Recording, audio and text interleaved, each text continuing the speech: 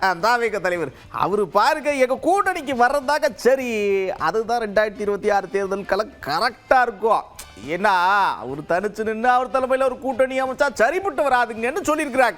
அது டிடிவி அண்ணனுக்கும் இருக்கு, விஜய்க்கும் இருக்கு, எல்லாருக்குமே இருக்கு.